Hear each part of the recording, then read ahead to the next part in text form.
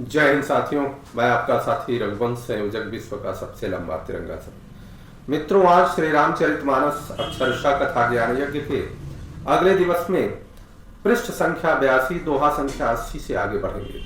पिछले दिवस में हमने देखा कि किस प्रकार से माता पार्वती जी को समझाने के लिए सप्तर्षि पहुंचे और सप्तर्षियों ने उनकी भक्ति का और उनकी शिव जी के प्रति अटूट श्रद्धा का परीक्षा लिया और उन्होंने विभिन्न प्रकार से भोलेनाथ जी की बुराई किया और श्री नारायण जी की बड़ाई करके उन्होंने कहा कि अगर आप तैयार हों तो हम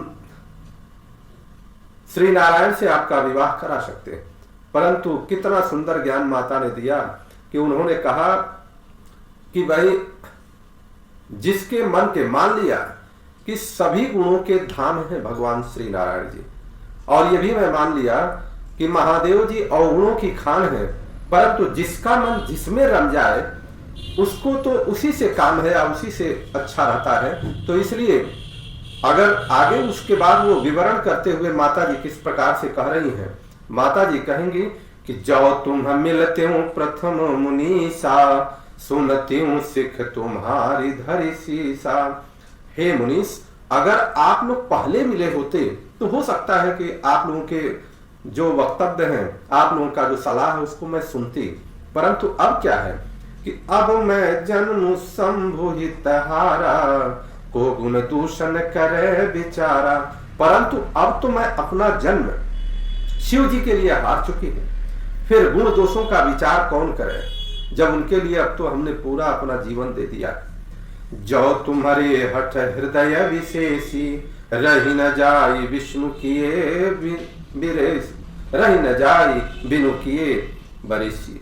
यदि आपके हृदय में बहुत ही हठ है और विवाह की बातचीत किए बिना आपसे रहा ही नहीं जाता, जैसे माता जी कितना सुंदर यहाँ आशय देती हैं कि कुछ लोगों का ये इच्छा होता है कि विवाह इत्यादि की बातचीत करना ही वो चाहते हैं, तो वही करें कि अगर आपको विवाह करने की बातचीत किए बिना रह नहीं सकते हैं तो कौतिक अनयाल सुनाही, वर कन्या अनेक जग माही। तो फिर संसार में बहुत सारी वर कन्याएं हैं, जाइए वहां पर कुछ शादी विवाह की चर्चा करिए, बात करिए, आप लोगों का काम भी बढ़ेगा। यहां पर सप्तर्षियों को व्यंग्यात्मक रूप से उन्होंने संदेश भी दे दिया। जन्म कोटि लगी रगर हमारी, बरऊं शंभु नत रहूं कुंवारी। मैं तो करोड़ों, अब वो कह रही है माता जी, मेरा तो करोड़ जन्म तक यही हट रहेगा कि या तो शिव जी को वरूंगी और नहीं तो कुंवारी ही रहूंगी। तजऊ नारद कर उपदेशु, आप कहीं सतबार महेशु। स्वयं शिव जी 100 बार कहें, अर्थात जिनके लिए मैं ये प्रतिज्ञा की हूं वह खुद आकर के 100 बार करें तो भी नारद जी के उपदेश को नहीं छोड़ूंगी। नारद जी को उपदेश को न छोड़ने का क्या आशय है? नारद जी के उपदेश को न छोड़ने का आशय यह है कि गुरु ने जो कह दिया उस गुरु की बात को अब मैं नहीं छोड़ सकती, उसको पकड़े ही रहूंगी। यही ज्ञान हमारे लिए है कि गुरु की बात को हमेशा पकड़े रहना चाहिए। मैं परम कहीं जगदम्बा, तुम गृह गवनऊ भयऊ विलंबा।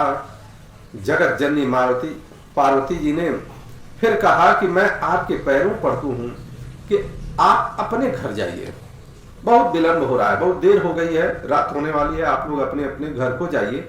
देखी प्रेम बोले मुनि ज्ञानी, जय जय जय जगदम्बिके भवानी।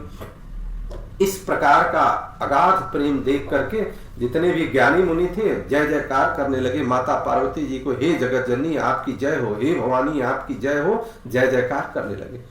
तुम माया भगवान शिवा, सकल जगत पितु मातु।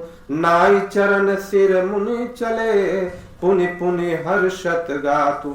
आप माया हैं और शिव जी भगवान हैं, आप दोनों समस्त जगत के माता पिता हैं। यह कहकर मुनि पार्वती जी के चरणों में सिर नवा करके चल दिए और उनके शरीर बार बार पुलकित हो रहे हैं। इस बात के लिए पुलकित हो रहे हैं कि देखिए हमारी अब माता मिलेंगी, भोलेनाथ जी अब उनको वर के रूप में प्राप्त होंगे और जो तारकासुर है उसका वध भी होगा और संसार में बहुत सारे क्लेशों से लोगों को मुक्ति मिलेगी। जाई मुनि न हिमवंतु पठाए, करि विनती गिर जहि गृह लाए। बहुरी सप्तऋषि शिव पहि जाई, कथा मैं कह सकल सुनाई। मुनियों ने जाकर हिमवान जी को बहुत प्रकार से कहा कि आप पार्वती जी के पास जाइए और उनके बहुत प्रकार से अनुनय विनय करके और घर की तरफ ले आइए। फिर सप्तर्षियों ने शिव जी के पास जाकर उनको पार्वती जी की सारी कथा सुना दी। अब जब शिव जी को सारी कथा सुना दी तो भय मगन शिव सुनत स्नेहा, हरषि सप्तऋषि गवने गेहा। पार्वती जी का प्रेम सुनते ही शिव जी आनंद मग्न हो गए और शिव जी को आनंद मग्न देख करके जितने भी सप्तर्षि थे वो सप्तर्षि सभी लोग मग्न होकर के प्रफुल्लित होकर के अपने घर को चले गए। मनुथिर करि तब शंभु सुजाना, लगे करन रघुनायक ध्याना। तब सुजान शिव जी मन को स्थिर करके श्री रघुनाथ जी का ध्यान करने लगे और ध्यान करने लगे तो फिर आगे क्या कि तारक असुरु, तारक असुर भयं ते काला, भुज प्रताप बल तेज विशाला। ते सब लोक लोकपति जीते, भय देव सुख संपत्ति रीते। अब वह विचार करने लगे और उसके बाद उन्होंने सोचा कि तारक नाम का असुर हुआ जिसकी भुजाओं का बल प्रताप और तेज बहुत बड़ा, उसने सब लोक और लोकपालों को जीत लिया। सब देवता सुख और संपत्ति से रहित हो गए, सारे देवताओं पर उसने विजय प्राप्त कर लिया है। अजर अमर सो जीती न जाई। अब वो अजर अमर है, उसको जीता नहीं जा सकता। भोलेनाथ जी चिंतन कर रहे हैं। हारे सुर करी विविध लड़ाई, और जिस देवताओं ने विभिन्न प्रकार से उनसे लड़ाई करके वो हार चुके हैं और लड़ाई किया, लेकिन तारकासुर ने सबको परास्त कर दिया। तब विरंचि सन जाई पुकारे, देखे विधि सब देव दुखारे। तब उन्होंने ब्रह्मा जी के पास जाकर पुकार मचाई और ब्रह्मा जी ने सब देवताओं को दुखी देखा। अब ब्रह्मा जी के पास सारे देवता पहुंच गए और दुखी देखे हुए हैं, तो फिर आगे क्या होता है। सब सन कहा बुझाई विधि, धनुज निधन तब होई। असंभ शुक्र संभूत सुता, एहि जीत रन सोई। ब्रह्मा जी ने सबको समझा कर कहा इस दैत्य की मृत्यु तब होगी जब शिव जी के पुत्र उत्पन्न होगा। और पुत्र कब उत्पन्न होगा कि जब शिव जी का विवाह होगा। युद्ध में उनका पुत्र ही जीत सकता है। मोर कहा सुनि करहूं पाई, होई ही ईश्वर करिहि सहाई। और मेरी बात सुनकर उपाय करो। ब्रह्मा जी देवताओं को कह रहे हैं कि मेरी बात सुनकर के उपाय करो कि ईश्वर ही तुम्हारा सहायता करेंगे और काम हो जाएगा। और ईश्वर सहायता करेंगे। सती जुता जी दक्ष मक देहा, जन्मी जाई हिमांचल गेहा। सती जी ने जो अपना शरीर दक्ष के वहां त्यागा था, अब वो हिमांचल जी के वहां पार्वती जी के रूप में जन्म ली हैं, आ चुकी हैं। तेहि तपुकीन शंभुपति लागी, शिव समाधि बैठे सब त्यागी। उन्होंने शिव जी को पति के रूप में प्राप्त करने के लिए वह तप किया है और यहाँ शिव जी सब कुछ छोड़ करके समाधि लगाए हुए हैं। जदपि यहीं असमंजस भारी, तदपि बात एक सुनहु हमारी। यद्यपि है तो बड़े असमंजस की बात, तथापि मेरी एक बात सुनो। बहुत असमंजस है परंतु ये बात सुनो। कौन सा कि पठवाहूं काम। अब कामदेव को वहां भेज रहे हैं कि उनकी समाधि टूटे। शिव जी ने तो श्री राम जी का ध्यान करके समाधि अपना लगा लिया और फिर कामदेव जी को अब ये लोग भेजने का प्रयास कर रहे हैं कि पठवाहूं काम जाई शिव पाही, करे क्षोभ शंकर मन माही। तुम कामदेव को शिव जी के पास भेजो, वह शिव जी के मन में क्षोभ उत्पन्न करे, अर्थात उनके मन में जब क्षोभ उत्पन्न होगा तो उनकी समाधि टूटेगी। तब हम जाई शिव ही सिर नाई, करवाऊ विवाहु बरियाई। तब हम जाकर शिव जी के चरणों में सिर रख देंगे और जबरदस्ती उन्हें उनसे निवेदन करके विवाह करवा देंगे। ऐसा हम काम कर सकते हैं।